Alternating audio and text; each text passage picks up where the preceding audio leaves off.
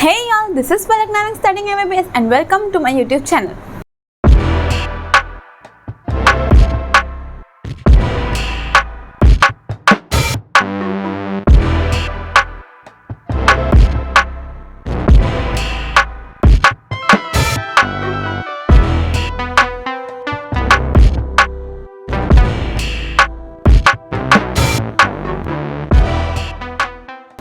आज हम चालू करेंगे मेंस्ट्रुअल साइकिल के साथ। पूरी की पूरी साइकिल आज हम पढ़ने वाले हैं। बहुत फेवरेट टॉपिक है बच्चों का, बहुत इजी है, ऐसे पढ़ो तो नहीं पढ़ो तो सब कुछ हार्ड है। तो चालू करते हैं मेंस्ट्रुअल साइकिल के साथ बिना टाइम वेस्ट किए।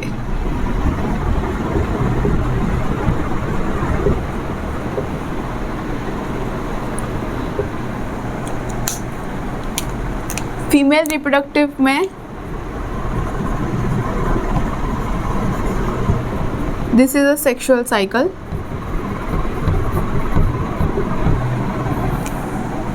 ये तो हम सबको पता है, ठीक है। किस में होती है? हम में होती है, प्राइमेट्स में। किस में होती है? प्राइमेट्स में होती है। प्राइमेट्स यानी हम लोग, ह्यूमंस और एम अलग अलग, एप्स, मंकी, ठीक है। हम में होती है, ये हम में तो होती ही है, एप्स और मंकीज में भी होती है, ठीक है। चालू कब होती है? 13 ईयर्स की एज में पहली बार चालू होगी मेंस्ट्रुअल साइकिल और उसको बोलते हैं मेनार्क, ठीक है। पहली बार जब मेंस्ट्रुअल साइकिल चालू होगी तो वो होगी मेनार्क। कभी चालू हो रही है तो कभी ख़त्म भी होगी। तो कब ख़त्म होगी? 45 to 50 की एज में लास्ट मेंस्ट्रुअल साइकिल होगी, जिसको बोलते हैं हम मीनोपॉज, ठीक है। एक मेंस्ट्रुअल साइकिल है वो कब से कब तक होती है? पहली मेंस्ट्रुएशन से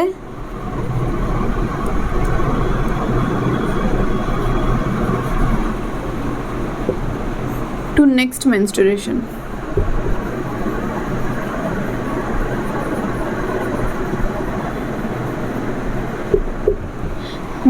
पहली मेंस्ट्रुएशन से लेकर के अगली मेंस्ट्रुएशन तक की पूरी जो साइकिल होती है उसी को हम लोग बोलते हैं एक पूरी menstrual cycle. Just in case अगर आपको ये पॉइंट थोड़ा सा हवा में गया तो इट्स फाइन, मैं आगे पढ़ाऊंगी तब ये समझ में आ जाएगा।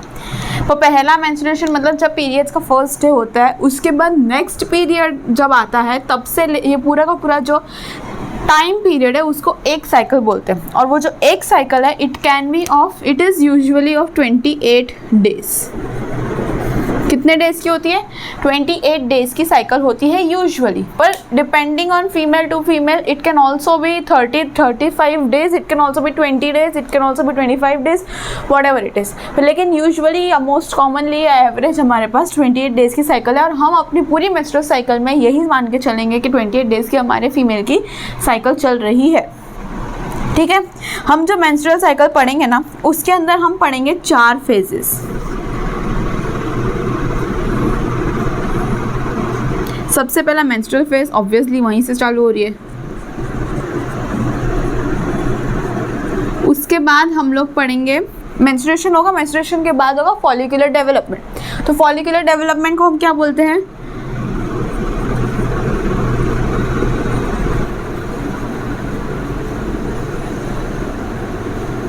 फॉलिकुलर फेज और प्रोलिफरेटिव फेज।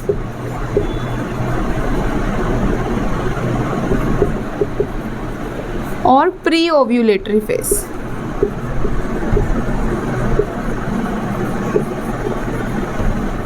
फॉलिकुलर फेज क्यों? क्योंकि उस टाइम पे फॉलिकल की डेवलपमेंट होती है। प्रोलिफरेट इसीलिए क्योंकि फॉलिकल की डेवलपमेंट होती है, उसका कुछ नहीं। प्री ओव्यूलेटरी फेज इसलिए क्योंकि वो ओव्यूलेशन के एग्जैक्ट पहले है।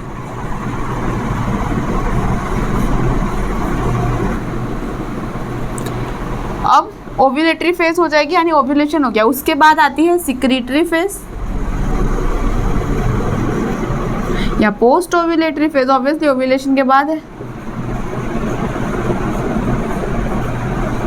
सिक्रेटरी फेज इसलिए क्योंकि इस टाइम पे बहुत ज़्यादा प्रोजेस्टेरॉन का सिक्रेशन होता है, इसलिए उसको सिक्रेटरी फेज भी बोलते हैं। तो ये है हमारे सारे फेजेस जिसको हम लोग पढ़ने वाले हैं। सबसे पहले मैं एक ग्राफ बनाऊंगी जो एनसीईआरटी में भी दिया हुआ है, तो वो ग्राफ को पहले हम समझेंगे तो ही आपको समझ में आएगा मेंस्ट्रुअल साइकिल, अदरवाइज कुछ नहीं आएगा। और हम पढ़ेंगे किस वे में मेंस्ट्रुअल साइकिल को। एक पूरी की पूरी जो मेंस्ट्रुअल साइकिल होती है starting from period day number 1 to the next period day number 1, वो एक साइकिल होती है। वो एक साइकिल कंप्लीट होने में बहुत सारे इवेंट्स होते हैं, जैसे कि from day 1 to day 28 ovary में कुछ चल रहा है। वही फ्रॉम डे 1 में ओवरी की तो अलग ही कहानी चल रही है, सिमिलरली यूट्रस की अपनी अलग कहानी चल रही है, सिमिलरली ब्रेन की अपनी अलग कहानी चल रही है। तो वो तीनों कहानियों को हम एक साथ मर्ज करके पढ़ेंगे कि एक्चुअली में ये इसके साथ ये क्या रिलीज़ कर रहा है, वो क्या रिलीज़ कर रहा है, वो क्या रिलीज़ कर रहा है, ये एक दूसरे को क्या इफेक्ट कर रहे हैं या जो भी है, हम तीनों को रिलेट करके कोरिलेट करके पढ़ेंगे।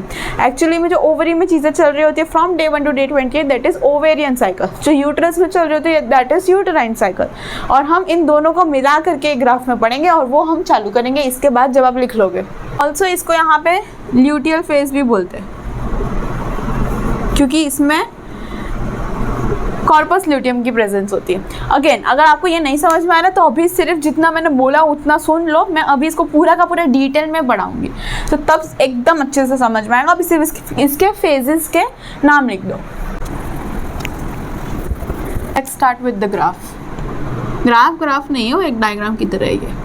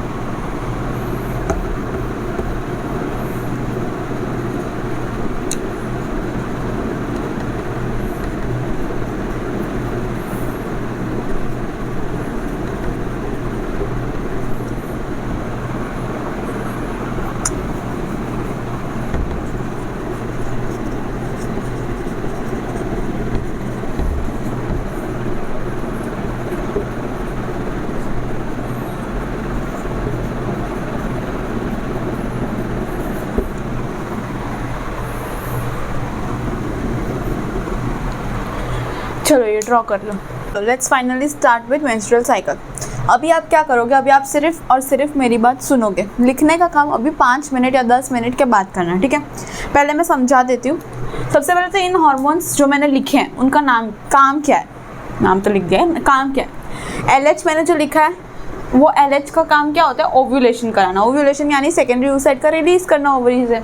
FSH का क्या काम होता है, FSH का नाम क्या पहले होता है, फॉलिकल स्टिमुलेटिंग हार्मोन। तो जैसा नाम वैसा काम, फॉलिकल को स्टिमुलेट करेगा, मतलब फॉर्मेशन ऑफ फॉलिकल्स। तो ये फॉलिकल की डेवलपमेंट के टाइम पे बनता है ये निकलता है FSH। प्रोजेस्टेरॉन का क्या काम होता है, ये जो एंडोमेट्रियल लाइनिंग होती है उसको थिक करना, यूट्रस के अंदर एंडोमेट्रियल लाइनिंग को थिक करना। ये बेसिक फंक्शन है, ठीक है। इसके अलावा हो सकते हैं पर और है, अभी काम के आपके यही है, ठीक है। तो हम चालू करते हैं सबसे पहले फेज से, जो कि है मेंस्ट्रुअल फेज। तो आपको क्या लगता है मेंस्ट्रुअल फेज में क्या होगा?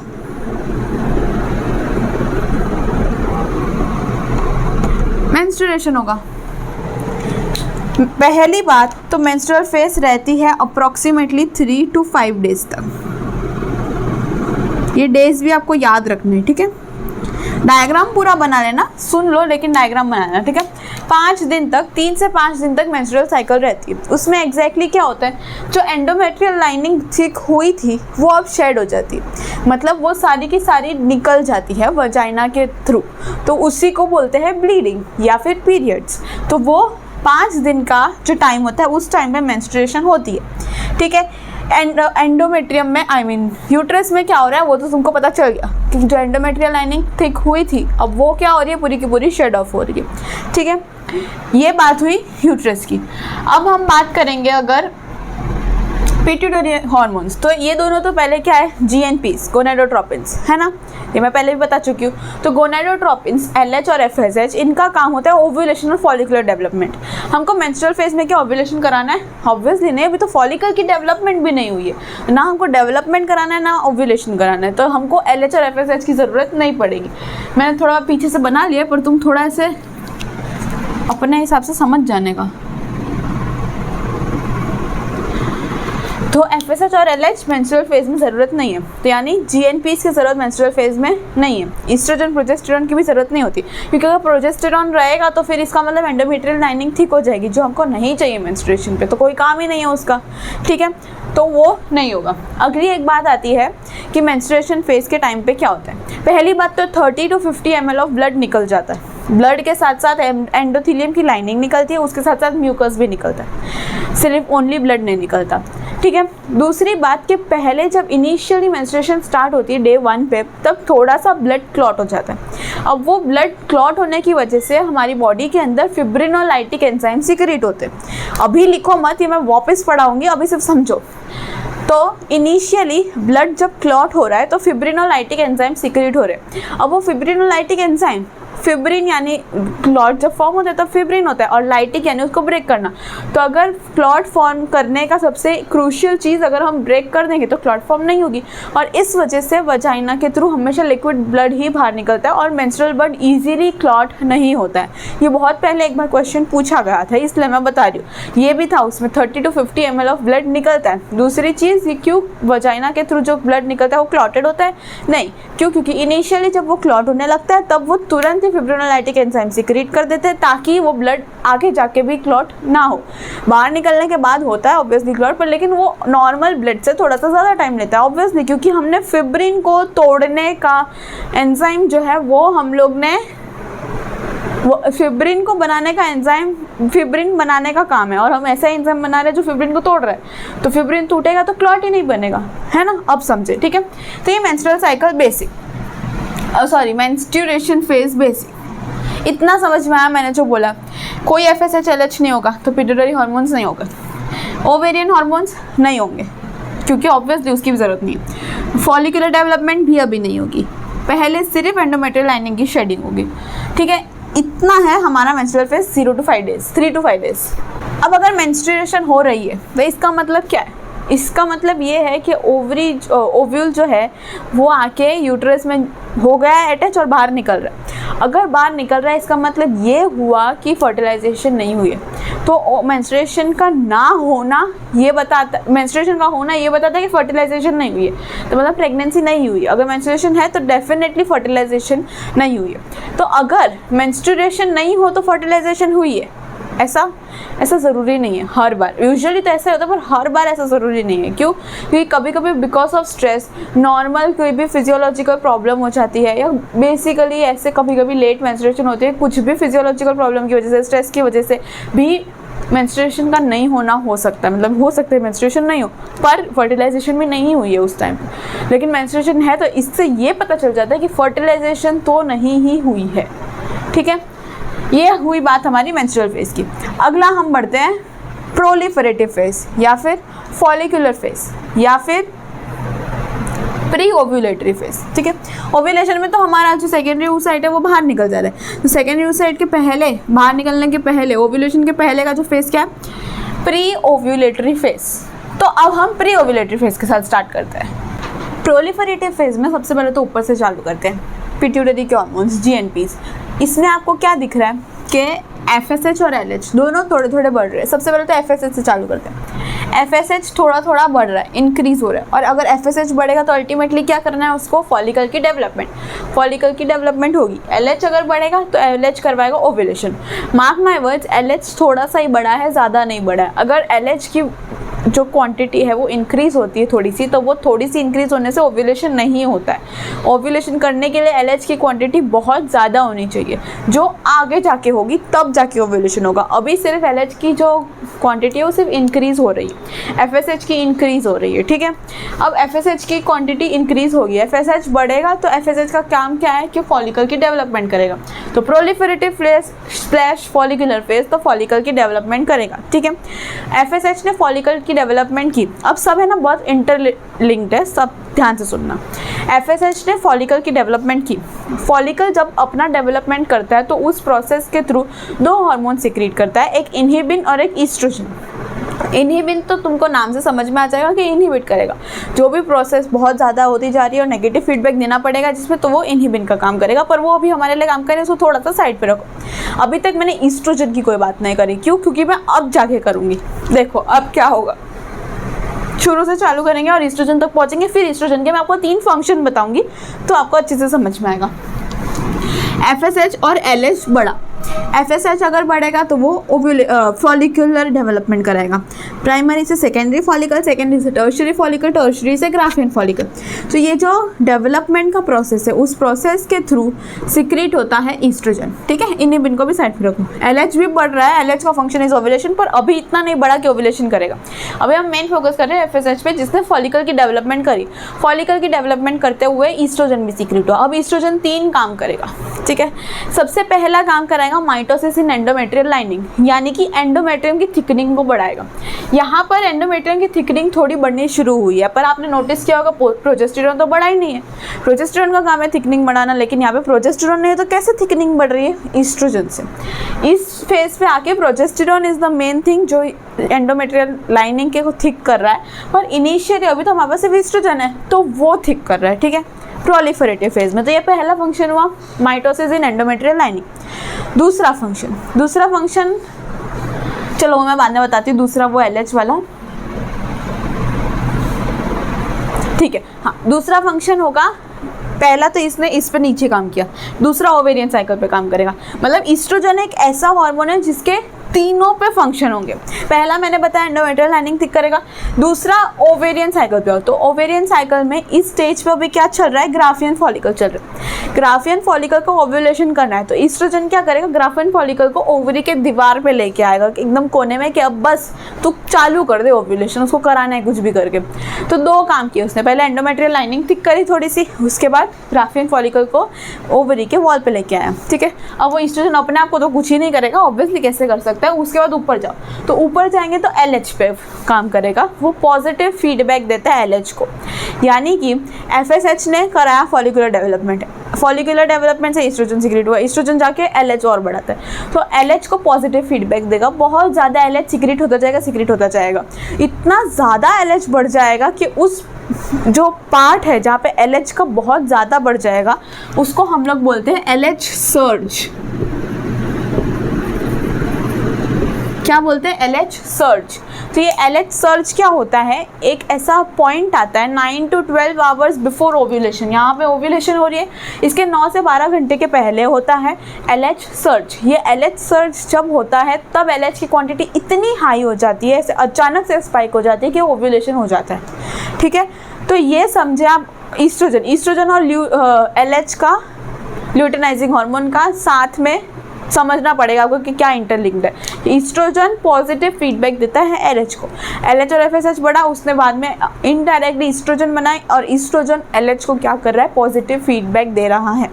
ठीक है, ये था हमारा प्रोलिफरेटिव फेज। ओके, तो ये यूजुअली 14 डेज का होता है, 28 डेज की साइकिल में ये 14 डेज का होता है, ये 14 डेज, ये 14 डेज। मुझे पता है ये 14 ऐसे सिमेट्री नहीं लग रही है, वो बड़ा लग रहा है, पर क्यों, समझ जाओ अभी आप। ठीक है, तो यूजुअली 14 डेज का होता है। प्रोलिफरेटिव फेज खत्म हुआ, प्रोलिफरेटिव के बाद क्या आएगा, ओव्यूलेटरी फेज। ओव्यूलेटरी फेज ये आपको सब कुछ पता है, सेकेंडरी oocyte निकलेगा ग्राफियन फॉलिकल से, निकल के रप्चर हो जाएगा, वो सेकेंडरी oocyte निकलेगा। हाँ, फिर वो जो सेकेंडरी oocyte है वो आगे जाएगा फैलोपियन ट्यूब एंड ऑल में, और फिर वहाँ पे जाके थोड़ी देर वेट करेगा स्पर्म के आने का। अगर स्पर्म आया तो ठीक है, नहीं आया तो फिर जाके यूट्रस में जाके बाइंड हो जाएगा।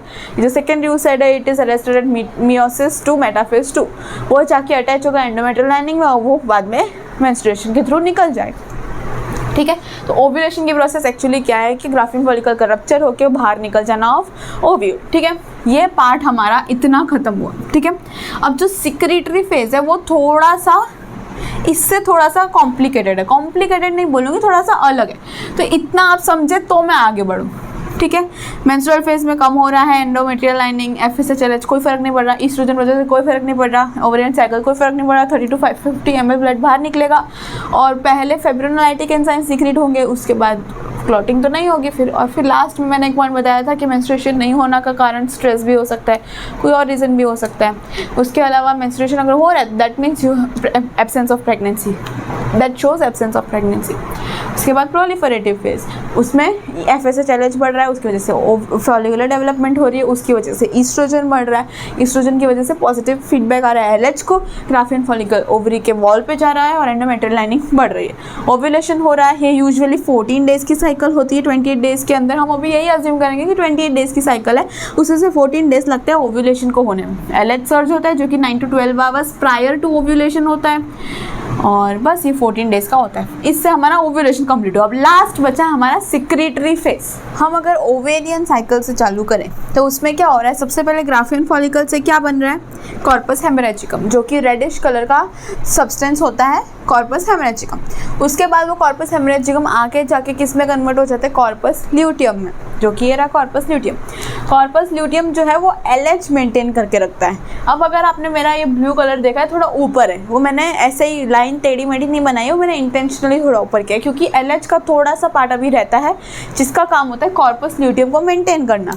कितने दिन तक, 9 to 12 days, approximately 14 days, usually 14 days होता है, 14 याद रखना। ठीक है, वो कॉर्पस ल्यूटियम आगे जाके हार्मोन्स बनाते हैं, कौन कौन से, प्रोजेस्टेरॉन, ईस्ट्रोजन, रिलैक्सिन, इनहिबिन, ये 4 हार्मोन बनाता है। इसका मैं डिटेल बाद में ही पढ़ाऊंगी, अभी इसको कंफ्यूज मत करो। अभी सिर्फ ये समझो कि देखो ये यूजुअली प्रोजेस्टेरॉन बनाता है, उसके बाद आगे जाके कॉर्पस एल्बिकन्स में कन्वर्ट हो जाता है, जो कि वाइटिश सब्सटेंस होता है। ठीक है, अब मैंने आपको बताया था कि जो फॉलिकल्स है वो बना रहे, एफएसएच जो है वो फॉलिकल्स बना रहा है, फॉलिकल्स जो है वो ईस्ट्रोजन बना रहे हैं, एलएच वो कॉर्पस ल्यूटियम बना रहा है, और कॉर्पस ल्यूटियम प्रोजेस्टेरॉन बना रहा है। ईस्ट्रोजन बना रहा है पर मेनली प्रोजेस्टेरॉन बना रहा है। ठीक है, ये समझो। इसके अलावा प्रोजेस्टेरॉन के अलावा ईस्ट्रोजन भी बना रहा है, रिलैक्सिन भी बना रहा है, इनहिबिन भी बना रहा है। इनहिबिन का तो फंक्शन पता है हमको, रिलैक्सिन का मैं बताती हूँ, उसके लिए मुझे ये इरेज करना पड़ेगा, मुझे लिखना है। तो ये अगर लिखना है तो लिख लो, अगर नहीं लिखा है तो नहीं, तो मैं इरेज कर लेती हूँ। जब हम लिख ही रहे तो एक काम करते हैं, मेंस्ट्रुअल फेज से चालू करते हैं, पूरा लिख लेते हैं। डोंट वरी, मैं वो हार्मोन्स पढ़ाऊंगी, वो छोड़ने नहीं वाली मैं। तो मेंस्ट्रुअल फेज से अगर चालू करें तो सबसे पहली बात मैं सिर्फ उसके पॉइंट्स लिखूंगी, अगर आपको एलाबोरेट करना है तो आप वो करके लिख सकते हो, ठीक है। सबसे पहला shedding of endometrial lining.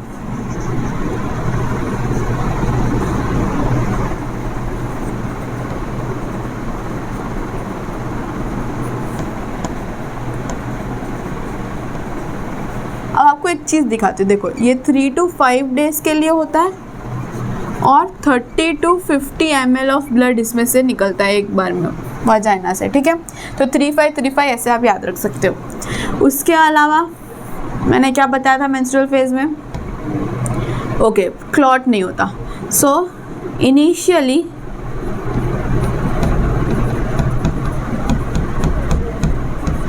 Blood clots, उसके वजह से क्या रिलीज होगा, फिब्रिनोलाइटिक एंजाइम रिलीज्ड, और फिब्रिनोलाइटिक रिलीज होगा तो फिर नो क्लॉटिंग, इसलिए लिक्विड फॉर्म में वजाइना से बाहर निकल जाएगा ब्लड, ठीक है। ये बात हुई मेंस्ट्रुअल फेज की। इसके अलावा FSH LH कम रहेंगे, no follicular development,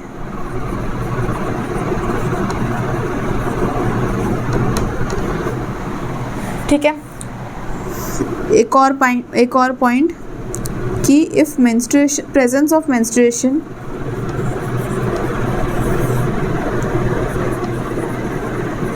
tells us absence of pregnancy। अगर मेंस्ट्रुएशन एब्सेंट हो तो उसका कारण ये नहीं है कि प्रेगनेंसी होगी ही। अगर मेंस्ट्रुएशन एब्सेंट है तो प्रेगनेंसी हो सकती है, पर उसके अलावा क्या हो सकता है, स्ट्रेस हो सकता है, पुअर हेल्थ हो सकता है,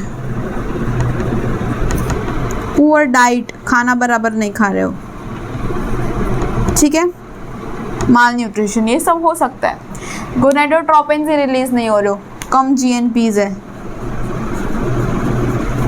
किसी भी कारण की वजह से, तो ये सब कारणों की वजह से, या फिर स्टर्नस एक्सरसाइज, बहुत सारी एक्सरसाइज करो इस वजह से भी हो सकता है, ठीक है। तो ये कारण हो सकता है कि मेंस्ट्रुएशन एब्सेंट हो। ये बात हो गई हमारी मेंस्ट्रुअल फेज की। इसके बाद क्या आता है हमारा प्रोलिफरेटिव फेज या फिर फॉलिक्यूलर।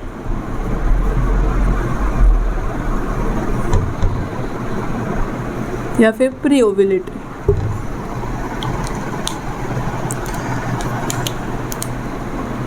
इसमें क्या होगा, FSH और LH बढ़ेगा, ठीक है।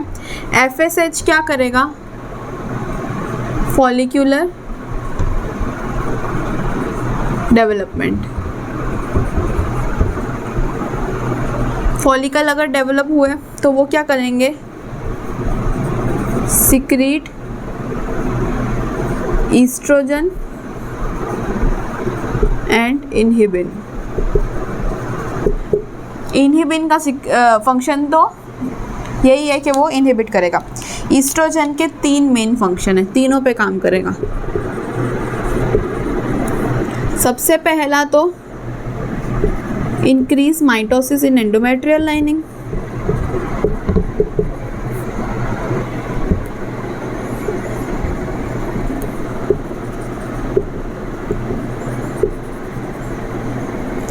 ये था हमारा यूट्रस के अंदर का काम। इसके बाद ओवरी में क्या काम करेगा, ग्राफियन फॉलिकल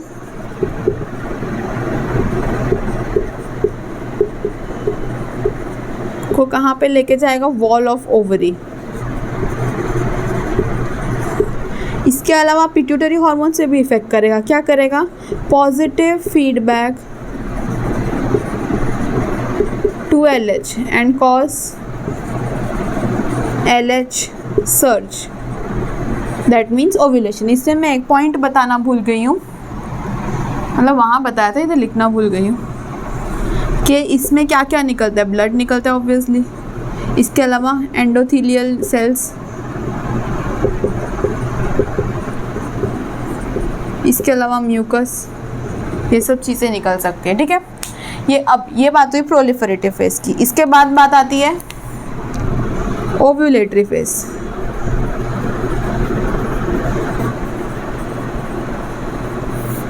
ओव्यूलेटरी फेज में क्या होगा? ग्राफियन फॉलिकल रप्चर होगी, उसकी वजह से क्या होगा? ओव्यूलेशन होगा। उसमें सेकेंडरी oocyte निकलेगी, arrested eight meiosis to metaphase 2। ठीक है, ये बात हुई हमारी ओव्यूलेटरी फेज की। अब फाइनली अब हम आ गए हैं सिक्रीटरी फेज पे। किस पे? Secretory phase.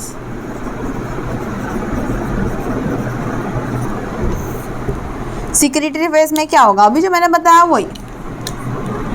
सबसे पहले ग्राफियन फॉलिकल किस में कन्वर्ट होगा? Corpus haemorrhagicum which is a red colour substance, और corpus haemorrhagicum will convert into corpus luteum. ठीक है, अब luteal hormone, luteinising hormone maintains corpus luteum. ठीक है, इतना समझे। कॉर्पस ल्यूटियम को कौन मेंटेन कर रहा है? Luteinising hormone. Corpus luteum will secrete progesterone, estrogen, relaxin, inhibin। ठीक है, इसको अभी हम डिटेल में पढ़ते हैं सारे हार्मोन्स को। पहले ये लिख लो। चलो लेट्स स्टार्ट विथ हमारे चारों हार्मोन्स और उनके फंक्शंस।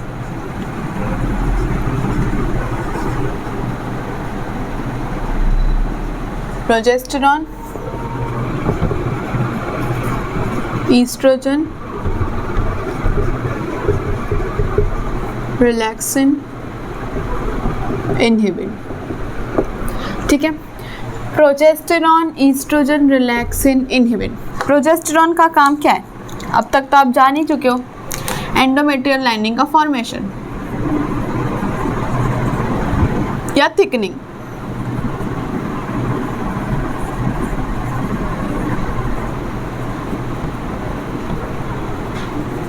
ठीक है, कितनी थिक हो जाती है? 3 to 5 mm थिक हो जाती है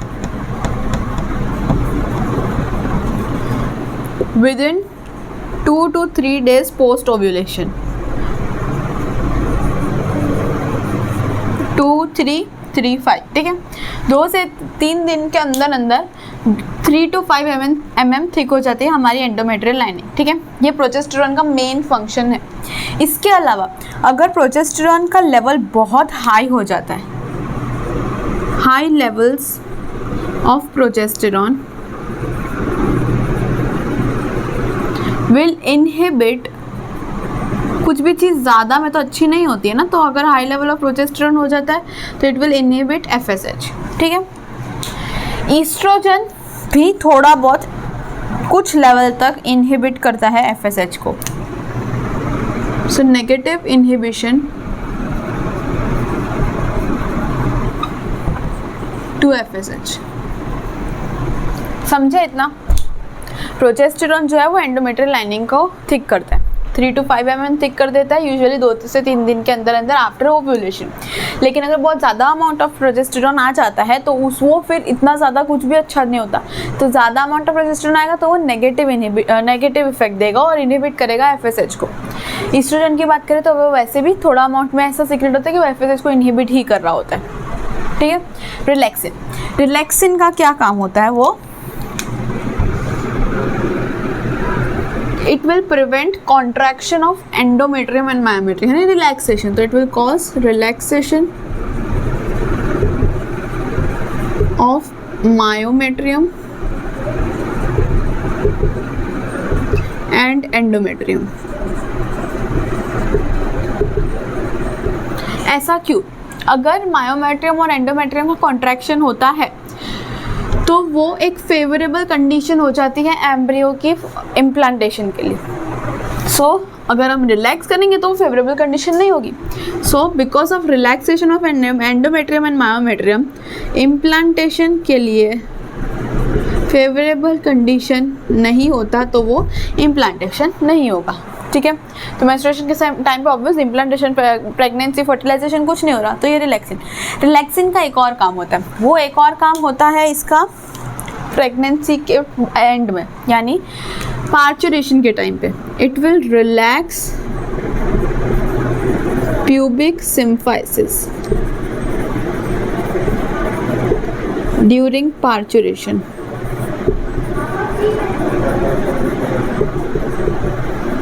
मतलब कि एक इंसान है, उसके है ना हिप बोन होते हैं, क्या हिप बोन बनाया मैंने,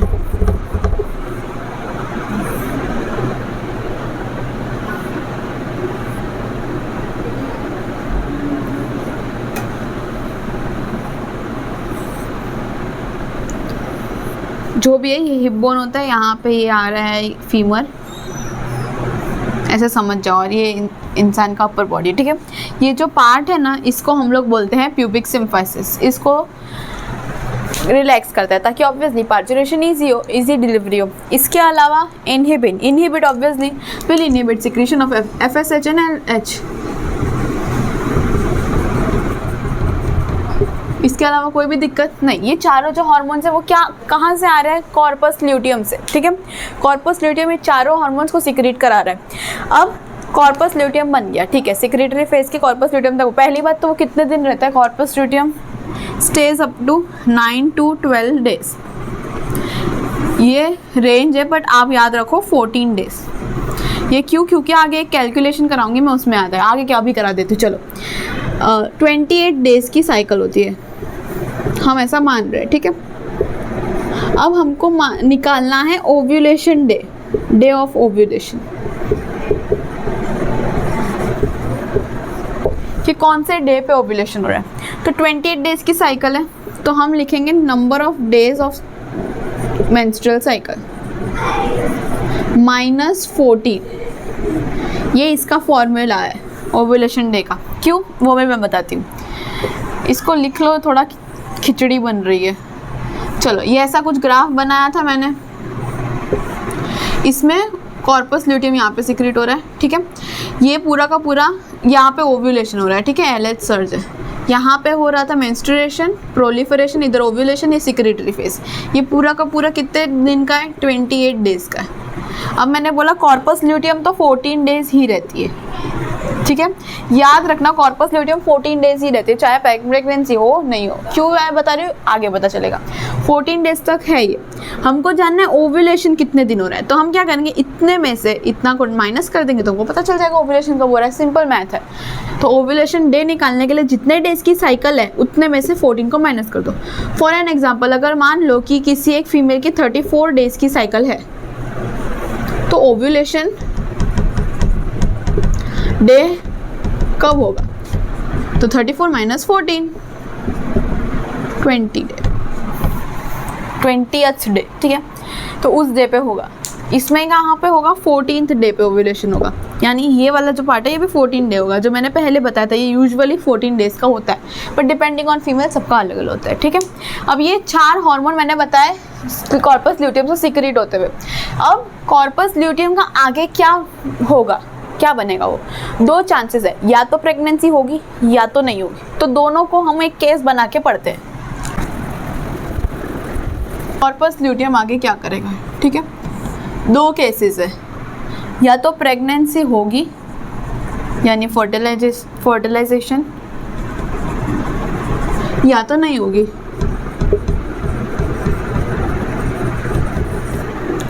क्योंकि प्रेगनेंसी नहीं होगी वो छोटा वाला टॉपिक है, इसलिए उसको पहले निपटा देते हैं। प्रेगनेंसी अगर नहीं होगी तो सेकेंडरी साइड ज्यों का त्यों यूट्रस में आ जाएगा, वैसा का वैसा वो बाहर निकल जाएगा, ठीक है। ये हमको इतना तो पता है। अब बाहर जब निकल जाएगा मेंस्ट्रुएशन हो जाएगी, ठीक है। उसके बाद नया फॉलिकल आया, नया फॉलिकल बना, उसने कॉर्पस ल्यूटियम बनाया। अब ये वाले का भी मान लो कि नहीं हुआ फर्टिलाइजेशन, तो वो जो कॉर्पस ल्यूटियम है वो क्या करेगा, कन्वर्ट हो जाएगा कॉर्पस एल्बिकन्स में, जो कि वाइटिश सब्सटेंस होता है। सिंपल, कुछ भी नहीं, सिंपल सा है। Corpus luteum will convert into corpus albicans, और वो बाद में जाके फिर डीजेनरेट हो जाएगा। ये प्रेगनेंसी नहीं हो तब का है। बट अगर प्रेगनेंसी हो रही है तो थोड़ा कॉम्प्लिकेटेड है, पहले वो समझो, ठीक है। कॉर्पस ल्यूटियम जो है हमारा कितने दिन तक रहता है, 14 डेज तक, ठीक है।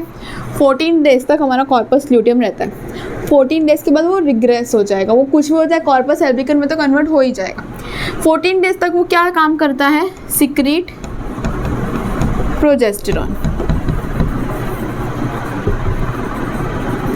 प्रोजेस्टेरॉन सिक्रीट करें क्योंकि हमको एंडोमेट्रियल लाइनिंग को थिक रखना है अभी, ठीक है।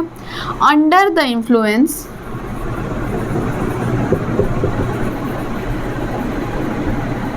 ऑफ LH, ये एक एक वर्ड जो मैं उसको बोलूँगी सब इम्पॉर्टेंट है, ये सब जो मैं बोल रही हूँ वो इम्पॉर्टेंट है। क्यों?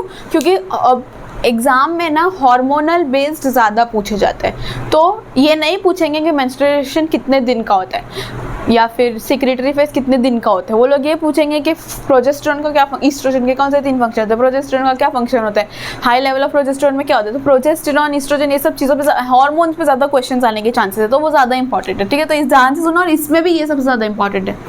कॉर्पस ल्यूटियम 14 डेज तक रहता है, ठीक है, एकदम ध्यान से, फुल 100% कॉन्सेंट्रेशन इधर चाहिए। कॉर्पस ल्यूटियम क्या करेगा, प्रोजेस्टेरॉन को सिक्रीट करेगा। अभी प्रेगनेंसी के टाइम पे हमारा अल्टीमेट गोल क्या है, एंडोमेट्रियल लाइनिंग को थिक रखना है। क्यों? क्योंकि थिक रहेगा तभी तो एक पूरा एनवायरनमेंट बना रहेगा वो एम्ब्रियो के अटैच होके वहाँ पे रहने के लिए 9 मंथ्स तक के लिए। तो हम लोगों को अभी एंडोमेट्रियल लाइनिंग को ख़त्म नहीं, मेंस्ट्रुएशन नहीं होगी तो एंडोमेट्रियल लाइनिंग शेड ऑफ नहीं होगी, तो वो अभी हमको थिक रखनी है, ठीक है। ये हमारा मेन फंक्शन है। वो थिक रखने के लिए हमको मेजरली क्या चीज़ चाहिए होगी, प्रोजेस्टेरॉन। हमको कहीं कहीं से तो प्रोजेस्टेरॉन ढूंढ के लाना पड़ेगा। पहले के जो प्रेगनेंसी के 14 डेज होते हैं उसमें तो कॉर्पस ल्यूटियम काम कर रहा है। कॉर्पस ल्यूटियम 14 डेज तक ही रहेगा, कॉर्पस ल्यूटियम काम करेगा LH के इन्फ्लुएंस में, ठीक है। अब LH क्या करता है कि 14 डेज के बाद उसकी हालत ख़राब हो जाती है, अब वो कुछ नहीं कर सकता, ठीक है। इसके बाद क्या होता है, 7 to 8 डेज के बाद, पूरे 14 डेज रुकने की ज़रूरत नहीं होती, 7 से 8 दिन के बाद प्लेसेंटा की फॉर्मेशन हो जाती है।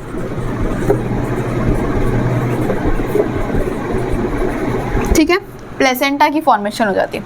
अब प्लेसेंटा सिक्रीट करता है HCG, important hormone which is secreted only by placenta, इसे प्रेगनेंसी में पाया जाता है, ठीक है। आगे पढ़ेंगे, बहुत इंपॉर्टेंट है ये, ठीक है। इसका है full form human chorionic gonadotropin.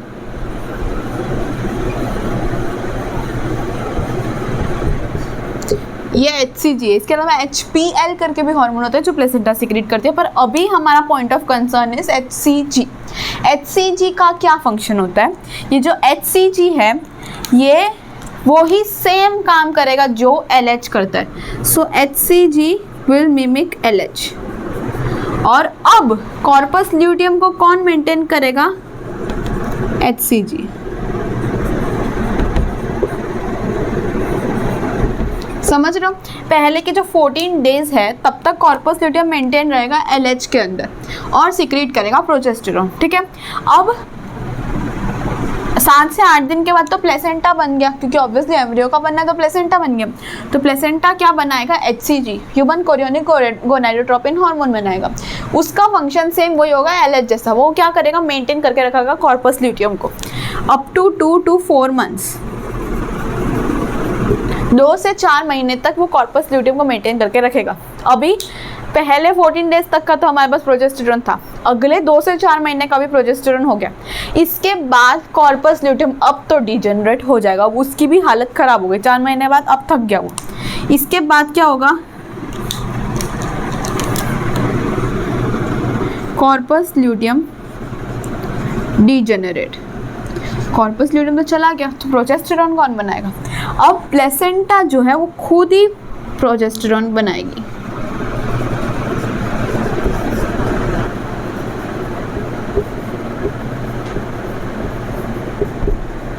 Up to parturition, ठीक है। तो अब हमारे पास पूरे 9 के 9 महीने के लिए प्रोजेस्टेरॉन का स्टॉक आ गया, ठीक है। फिर से अगर मैं रिपीट करना चाहूँ तो कॉर्पस ल्यूटियम 2 उसके फेट हो सकते हैं, या तो प्रेगनेंसी हुई है या तो नहीं हुई उस रिस्पेक्ट में। अगर नहीं हुई है तो नॉर्मल कॉर्पस एल्बिकन में कन्वर्ट होगा, नई साइकिल चालू होगी जैसे हमेशा की तरह होता है। पर अगर प्रेगनेंसी हो गई तो उसका चेंज हो जाता है। पहली बात तो कॉर्पस ल्यूटियम क्या करता है, प्रोजेस्टेरॉन सिक्रीट करता है under the influence of LH, ठीक है।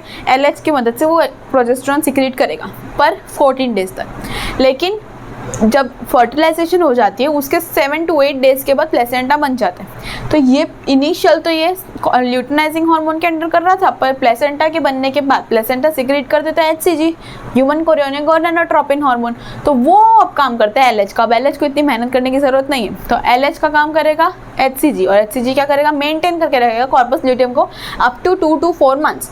उसके बाद कॉर्पस ल्यूटियम डिजेनरेट हो जाएगा और अब प्लेसेंटा सिक्रेट करेगा प्रोजेस्टेरॉन। मतलब प्रोजेस्टेरॉन तो रहेगा ही रहेगा। अब एक और मैं आपको बात बताऊं कि 3 मंथ्स, अब ये 2 to 4 मंथ्स है जो कॉर्पस ल्यूटियम सिक्रेट कर रहा है प्रोजेस्टेरॉन। अब इस टाइम के बाद अगर ऐसा हाइपोथेटिकल सिचुएशन बनाओ कि एक प्रेग्नेंट वुमेन है, उसको 3 मंथ्स के बाद 4 मंथ्स के बाद हमने ओवरी उसकी निकाल दी, कोई भी रीज़न की वजह से हमने ओवरी निकाल दी, तो क्या प्रेगनेंसी पे फ़र्क पड़ेगा? प्रेगनेंसी नॉर्मल होगी या अब नॉर्मल होगी? सोचो, वो नॉर्मल होगी। क्यों? क्योंकि इस पीरियड के बाद 2 to 4 मंथ्स के बाद ओवरी से कोई हार्मोन नहीं आ रहा है प्रेगनेंसी को मेंटेन करने के लिए। तो अगर अब ओवरी होगी नहीं होगी उससे प्रेगनेंसी को कोई फर्क नहीं पड़ेगा। हाँ, हालांकि दूसरे प्रॉब्लम्स आ सकते हैं, पर ये जो अभी की जो डिलीवरी होगी वो नॉर्मल होगी, क्योंकि अब 3 महीने के बाद उसको ऑब्वियसली कोई ज़रूरत नहीं है। 3 महीने यानी फर्स्ट ट्राइमेस्टर। अगेन हम ये आगे पढ़ेंगे, 3 मंथ्स का ऐसा ट्राइमेस्टर बनता है। 1 to 3 months is first trimester, 3 to 6 is second trimester and 6 to 9 is third trimester. तो फर्स्ट ट्राइमेस्टर के बाद अगर हम करेंगे ओवरी का रिमूव तो नॉर्मल प्रेगनेंसी ही होगी, कोई ऐसे कॉम्प्लिकेशन नहीं आएंगे प्रेगनेंसी में। दूसरे आ सकते हो, तो अभी हमने हाइपोथेटिकल सिचुएशन बनाई है, रियलिटी में कुछ भी हो सकता है, ठीक है। तो ये हमारी बात हुई पूरी की पूरी मेंस्ट्रुएशन की। अब हम चालू करते हैं कुछ 2-4 क्वेश्चन के साथ, क्योंकि मेंस्ट्रुएशन किया है तो उसके क्वेश्चन भी कर लेते हैं। Okay, so let's just do a couple of previous year questions. ये सारे प्रीवियस ईयर है और देखना आपको सारे आएंगे, ध्यान से सुनना क्वेश्चन, ठीक है। मैच द फॉलोइंग, सब ऑर्गन है और उसको हम लोगों को हार्मोन के साथ मैच करना है। Ovary, placenta, corpus luteum, Leydig cells, HCG, oestrogen, progesterone, androgen, progesterone only. पहले खुद सॉल्व करो, जस्ट इन केस मेरी हैंड राइटिंग नहीं समझ में आ रही तो मैं बोल रही हूँ तो वो सुन के फिर सॉल्व करो, ठीक है। तो ये तो हमको पता है कि लेडिक सेल्स तो एंड्रोजन सिक्रेट करता है, इसमें तो कोई कन्फ्यूजन ही नहीं है, ठीक है। प्लेसेंटा HCG सिक्रेट करता है, इसमें भी कोई कन्फ्यूजन नहीं है। कन्फ्यूजन किस में हो सकती है? ईस्ट्रोजन, प्रोजेस्टेरॉन और खाली प्रोजेस्टेरॉन। तो कॉर्पस ल्यूटियम सिर्फ प्रोजेस्टेरॉन सिक्रेट करता है और ओवरी दोनों सिक्रेट करती है, ईस्ट्रोजन प्रोजेस्टेरॉन। ये भी हम पढ़ तो चुके ही हैं, ठीक है। Next question, a temporary endocrine gland in human body, pineal gland, corpus cardiacum, corpus luteum, corpus allatum, ठीक है। पीनियल ग्लैंड तो टेम्पररी नहीं है, वो हमेशा एंडोक्राइन है। ये और ये आपको जानने की जरूरत नहीं है, तो आंसर इज कॉर्पस ल्यूटियम, ठीक है। Next, again match the following, proliferative phase, secretory phase, menstruation. तो हमको बताना है हर फेज में क्या होता है। तो break down of endometrial lining, follicular phase, luteal phase. Okay, so proliferative phase में क्या होता है? फॉलिकुलर फेज होता है, फॉलिकल का डेवलपमेंट। सिक्रीटरी फेज में ल्यूटियल फेज, कॉर्पस ल्यूटियम होता है, और मेंस्ट्रुएशन में एंडोथीलियम का ब्रेक डाउन होता है, ठीक है। Next, menstrual flow occurs due to lack of. Menstrual flow किस वजह से होता है? Okay, before progesterone was very high, उस वजह से एंडोमेट्रियम लाइनिंग जो है दैट वाज वेरी थिक, इस वजह से मेंस्ट्रुएशन नहीं हो रहा। Once progesterone level falls down, endometrial lining will shed off and that is the reason why menstruation occurs. So what is the answer? Progesterone, not FSH, not vasopressin. Obviously vasopressin तो इसमें कहाँ से आया, and not oxytocin. Next on most likely root cause of absence of menstruation. Okay, what is the cause? Mainly what can be the cause of lack of menstruation? Maintenance of hypertropical endometrial lining.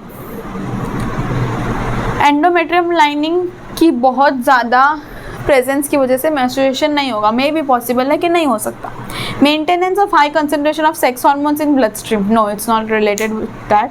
Fertilisation of ovum, ovum का fertilization हुआ इसलिए menstruation नहीं हुए, yes very probably ये हो सकता है। Retention of well developed corpus luteum, corpus luteum retented है इसलिए मेंस्ट्रुएशन नहीं हुई। पॉसिबल है ड्यूरिंग प्रेगनेंसी, पर इसमें most appropriate answer is going to be fertilization of ovum, क्योंकि ये डायरेक्ट आंसर है। मे बी ये हो सकता है, मे बी ये हो सकता है, but you are not sure. इसमें पूछा है most likely root cause of, most likely root cause is pregnancy and pregnancy means fertilization, so you are going to mark fertilization. ये थोड़ा सा डाइसी था इसलिए मैंने ये क्वेश्चन रखा है और ये आया था पहले। Next, I mean last but not the least, about which day in a normal human menstrual cycle does rapid secretion of LH normally occurs? Obviously तो सबको पता है, नॉर्मल ह्यूमन फीमेल 28 डेज की साइकिल होती है, ovulation day occurs on 28 minus 14 which means 14th day. Okay, these are some of the questions of menstrual cycle. With that I will wrap up menstrual cycle का पूरा video. I will meet you in my next one. Till then, bye bye.